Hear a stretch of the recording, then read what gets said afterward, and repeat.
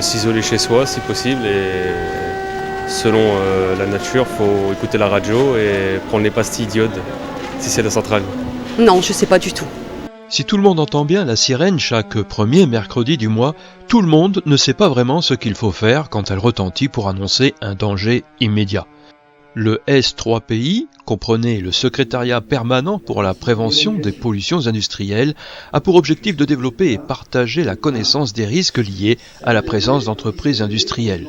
Lors de la journée, tous résilients face aux risques, responsables locaux, industriels et particuliers ont échangé sur les risques et les consignes en cas de danger immédiat.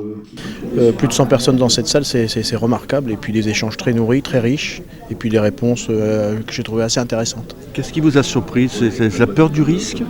Non, moi je trouve qu'on avait ici ce soir, et c'est peut-être un biais, des gens assez avertis au sujet du risque, assez avertis, qui avaient réponse quasiment à toutes les questions qui ont pu être posées sur les questions de sécurité civile, les questions de réaction à un déclenchement de sirène et autres. Donc non, moi j'ai trouvé qu'il y avait plutôt une forme effectivement un peu de ce que c'est que la résilience finalement. On vit avec, on a ça chez soi, on a des cousins, des oncles, on travaille nous-mêmes dans des établissements Céveso et on ne se pose plus tellement la question de quel risque ça représente. Si les questions abordées étaient libres de thème, un quiz a permis aux participants de mesurer leurs connaissances, mais surtout de les compléter par les échanges qu'il a suscités. Vous avez à répondre A ou B. Ah non mais la question c'est après le quiz. La culture du risque, c'est permanent, c'est tout le temps, à tout âge, à toute heure. Il faut toujours remettre le travail sur l'ouvrage, ça c'est une règle de base.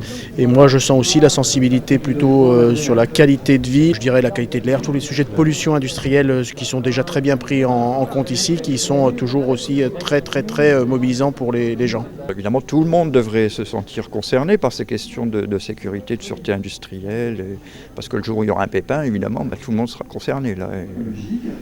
Des grandes réunions d'information comme ça, c'est intéressant pour mettre sur la place publique le sujet, mais la vraie information et formation des gens, c'est au plus près des gens, dans les maisons de quartier, dans les centres de loisirs. La population qui a été présente, qui a exprimé les questions qu'elle pouvait se poser par rapport au site industriel présent, par rapport aussi à leur vie au quotidien, notamment aussi pour des questions liées à des formations. Donc oui, effectivement, ça a été une soirée qui a permis en tout cas l'échange et de répondre aux questions que les uns et les autres pouvaient se poser. Et des questions, il y en aura encore, car beaucoup, et c'est bien normal, restent à éclaircir. Il y a des préoccupations qui appellent parfois même une réponse personnalisée.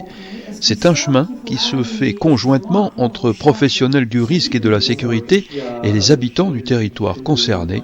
Des soirées de ce type sont donc appelées à se renouveler.